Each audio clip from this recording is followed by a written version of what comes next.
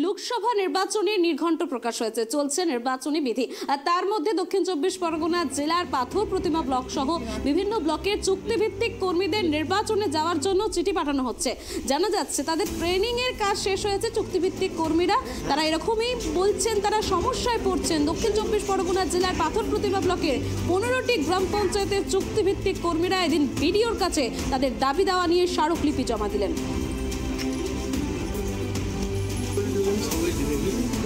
আজ পাথর প্রতিমা গ্রাম ব্লকে আমরা ডেপুটেশনে দেওয়ার জন্য এসেছিলাম। আমরা MGNRGA প্রকল্পের সঙ্গে যুক্ত ভিএলই, GRS, STP এরা রয়েছে। তো আমাদের এখানে আসার মূল উদ্দেশ্য হচ্ছে বর্তমানে যে ইলেকশন ঘোষণা হয়েছে সেই ঘোষণাতে আমরা দেখেছি যে কন্ট্রাকচুয়াল স্টাফদের ইলেকশনের সঙ্গে জড়িত রাখা যাবে না, ইলেকশন কমিশনার বলে দিয়েছেন। আমরা কন্ট্রাকচুয়াল স্টাফের মধ্যে পড়ি। তো সেই নিরিখে আমরা বিডিও সাহেবের কাছে আবেদন জানাতে এসেছিলাম যে আমাদের তাহলে ইলেকশনের পারপাসে নেওয়া যাবে না। তো কারণ এই কারণে বলা, কারণ আমাদের কোনো সুযোগ সুবিধা নেই। বাই চান্স যদি কোনো অ্যাক্সিডেন্টাল কোনো অ্যাক্সিডেন্ট ঘটে যায় তো সেই নিরিখে আমরা কোনো বেনিফিটও পাবো না, আমাদের ফ্যামিলি পথে বসবে। কারণ আমরা ন্যূনতম বেতনে চাকরি করি, যে বেতনে আমাদের সংসার চলে না।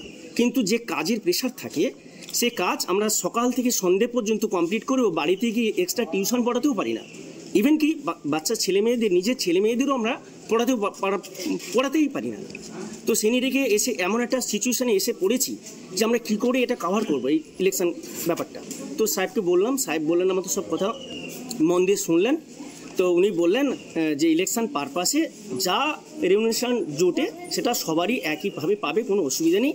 আমরা যখন রিকোয়েস্ট করলাম যে স্যার যদি অ্যাক্সিডেন্ট ঘটে যায় তখন আমরা কী করব, তখন তিনি বললেন যদি অ্যাক্সিডেন্ট বাই চান্স এটা না ঘটুক, যদি ঘটে আমরা যতদূর যাওয়া যায় আমরা সেটার চেষ্টা করব।